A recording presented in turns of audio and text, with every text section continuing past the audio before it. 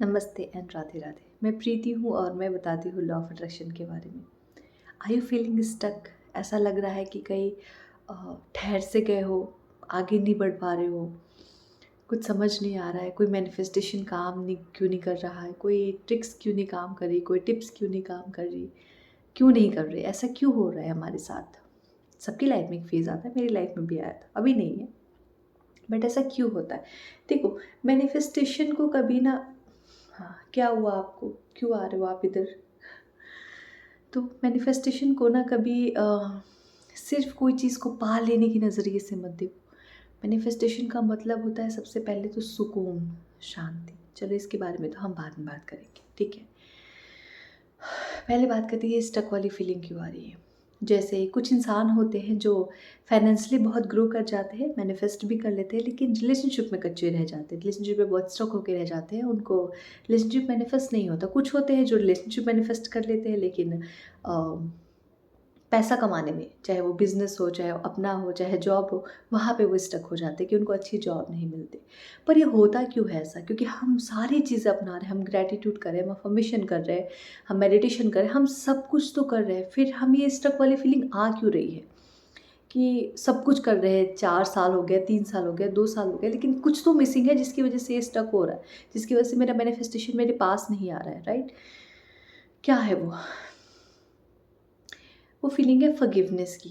मैंने अपनी पहले भी एक वीडियो बनाई थी, मैं वापस से इसको और क्लैरिटी के साथ बताना चाहती हूँ आपको। तो मैंने भी बोला कि बहुत सारे लोग होते हैं जो फाइनेंशियली ग्रो कर जाते हैं बट रिलेशनशिप में कच्चे रह जाते हैं। बहुत सारे होते हैं जो रिलेशनशिप में ग्रो कर जाते हैं बट फाइनेंशियली कच्चे रह जाते हैं। ऐसा होता क्यों है? देखो, जब तक आप अपने पास्ट एक्सपीरियंस को पूरी तरीके से एक्सेप्ट नहीं करोगे, ये समझ के कि ये जो कुछ भी था या जो कुछ, जैसे मैं अलग-अलग एग्ज़ाम्पल लेके चलती हूँ। जैसे मान लीजिए कि आप एक शादीशुदा जोड़े हैं या फिर आप शादीशुदा नहीं हैं, आप किसी के साथ रिलेशनशिप में थे और वहाँ आपको चीटिंग हुई आपके साथ, आपके साथ धोखा हुआ है, या आप शादीशुदा हैं और शादीशुदा ज़िंदगी में आपके साथ धोखा हुआ है, आपके पार्टनर ने आपको चीट किया है। चलो, आपने डाइवोर्स ले लिया। या फिर अगर आप शादीशुदा नहीं हैं तो आपने ब्रेकअप कर लिया। Now you want to manifest amazing partner, ठीक है? लेकिन किसी भी चीज़ को अट्रैक्ट करने से पहले जो पुरानी चीज़ें हैं, जो पुराने बिलीफ हैं, जो आपके साथ ऑलरेडी पास्ट एक्सपीरियंस हुए हैं, उनको पूरी तरीके से माफ़ करना होता है, उनको पूरी तरीके से ख़त्म करना होता है, राइट? इट जस्ट लाइक अगर मुझे अपने घर में इंटीरियर करवाना हो, ठीक है? और मुझे सब कुछ परफेक्ट परफेक्ट चाहिए, लेकिन मैं उनको बोल रही हूँ कि नहीं, इस इंटीरियर के लिए आपको दीवार मत तोड़ना, बस ऐसे-ऐसे ऊपर-ऊपर से कर दो। तो क्या होगा, वो इंसान कर तो देगा, लेकिन अच्छा नहीं लगेगा। एडजस्टमेंट जैसा हो जाएगा, कॉम्प्रोमाइज़ जैसा हो जाएगा कि यार ये चीज़ तो यहाँ से टूटनी चाहिए थी, क्लियर होना चाहिए था और फिर ये इंटीरियर यहाँ पे लगता, तब ज़्यादा अच्छा लगता, राइट? सो हमारी लाइफ में भी वैसा ही होता है। हम अपने पास्ट एक्सपीरियंस को ना, या उस इंसान को या उस सिचुएशन को, हम उसको फ़ॉरगिव कर ही नहीं पाते हैं और उसी तरीके से हम चाहते हैं कि हमें एक नई चीज़ मिल जाए जो उससे बेहतर हो। नहीं हो पाएगा। पहले जो पास्ट है ना उसको क्लियर करना पड़ेगा। इट मीन्स उसको फ़ॉरगिव करना पड़ेगा, और ऊपर-ऊपर से नहीं कि चलो मैंने ग्रैटिट्यूड कर लिया तो मैंने माफ़ कर दिया, मैंने अफ़र्मेशन कर लिया तो माफ़ कर दिया, नहीं। उसके लिए डेली प्रैक्टिस लगती है। चाहे अगर आपने एक रिलेशनशिप में धोखा खाया हो, आपको दूसरी रिलेशनशिप अट्रैक्ट करनी होती हो, तो पहली वाले इंसान को पूरी तरीके से माफ़ करना होता है। उस रिश्ते को माफ़ करना होता है, खुद को ये बताना होता है। और माफ़ करने का मतलब ये नहीं कि आपने एक दिन होपोनोपोनो प्रेयर कर लिया तो होगी माफ़ी, या एक दिन हीलिंग कर ली तो होगी माफ़ी, या एक दिन कोई रिचुअल कर लिया तो होगी माफ़ी, नहीं। या एक दिन स्क्रिप्टिंग कर ली तो होगी माफ़ी, नहीं। जो जो चीज़ सालों से आपके शरीर के अंदर, आपके मन के अंदर एक परत बन के बैठी है, आप एक स्क्रिप्टिंग करेंगे तो क्या वो परत उखड़ जाएगी? नहीं। वो परत को उखाड़ के फेंकने में या फिर दहला देने में थोड़ा वक़्त तो लगेगा, राइट? बट उसके लिए हर दिन की प्रैक्टिस चाहिए। यही बात हो जाएगी आपकी वेल्थ को लेके, आपके फाइनेंसेस को लेके। अगर आपको फाइनेंसेस में कभी किसी ने चीट किया है, या आप बहुत ज़्यादा एक डाउनफॉल में आए हैं, या एक टाइम था जब आपके पास बहुत कुछ था और उसके बाद एक टाइम आया जब आपके पास कुछ नहीं था, तो वो एक आपकी चीज़ दिमाग में, दिल में घर कर गया। आपकी सोल ने उस चीज़ को पकड़ ली, राइट? आपके माइंड, आपके सबकॉन्शियस माइंड ने उस चीज़ को पकड़ लिया। Okay, now you want to grow again. तो उसके पहले वो जो पास्ट एक्सपीरियंस हुआ है आपके फाइनेंसिस को लेकर, आपके फाइनेंसिस क्राइसिस को लेकर, उसको माफ़ करना पड़ेगा, उसको एक्सेप्ट करना पड़ेगा कि हाँ ये मेरी गलती है, ये मेरे जाने अनजाने में इस चीज़ को मैंने क्रिएट किया है, ये मेरी गलती है और आई टोटली एक्सेप्ट इट। हर दिन 5 से 15 मिनट बैठ के उस चीज़ को लेके फॉरगिव करना पड़ेगा, उसको लेके हीलिंग करनी पड़ेगी दैट आई एम सॉरी कि जो कुछ भी है वो मेरा क्रिएशन है, ये जो कुछ भी गलत हुआ है अभी तक वो सब कुछ मेरा ही क्रिएशन है, मेरे ही इमोशनल डैमेज की वजह से, मेरी लोअर एनर्जी की वजह से, मेरे गलत थॉट की वजह से इन चीज़ों को मैंने अट्रैक्ट किया है and I am really sorry. इस चीज़ की 100% रिस्पॉन्सिबिलिटी मैं लेती हूँ और अब मैं इसको हील करूँगा या करूँगी, चाहे वो रिश्ता हो, जॉब हो, कुछ भी हो। मेरे पास बहुत सारे आते हैं, इन लॉज की वजह से रिश्ता टूट गया, पति पत्नी का कभी किसी की वजह से रिश्ता नहीं टूटता, आपकी क्रिएशन की वजह से रिश्ता टूटता है। और दूसरा रिश्ता इसलिए नहीं बन पा रहा है क्योंकि आपने पिछले वाले रिश्ते को माफ़ नहीं किया है, राइट। आप तभी एक बेटर एक्सपीरियंस कर पाएंगे ना जब आप पिछले वाले हर एक चीज़ को आराम से हील करके माफ़ करके आ चुके हो कि अगर वो बात आपके सामने होगी भी तो उस इंसान के लिए सिर्फ दुआ निकलेगी, because you are totally accepted that ये जो कुछ भी हुआ है मेरी लाइफ में, चाहे वो फाइनेंसिस को लेके हो या रिलेशनशिप को लेके हो या करियर को लेके हो, वो पूरी तरह मेरा क्रिएशन है।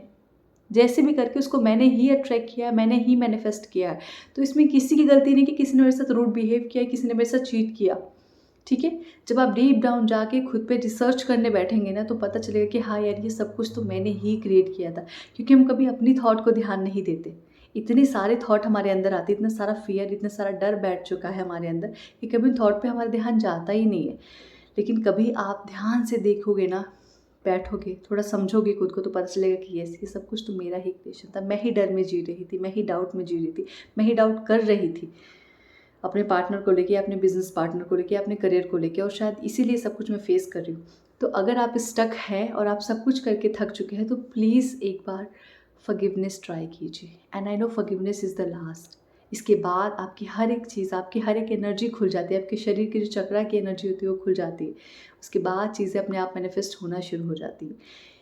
फॉरगिवनेस का मतलब है कि अगर आपने किसी को माफ़ किया है तो ऊपर ऊपर माफ़ मत कीजिए, दिल से माफ़ कीजिए। कि कभी भी वो इंसान या वो सिचुएशन आपके सामने आ जाए या उसकी बात आपके सामने आ जाए तो आप स्माइल करके उनको सिर्फ मन से ब्लेस करेंगे, वो होती है फॉरगिवनेस। ना कि उनका नाम सुनते ही आपका चेहरा उतर जाएगा, आपके मुंह से आप शब्द निकलेंगे, वो फिर फॉरगिवनेस नहीं है।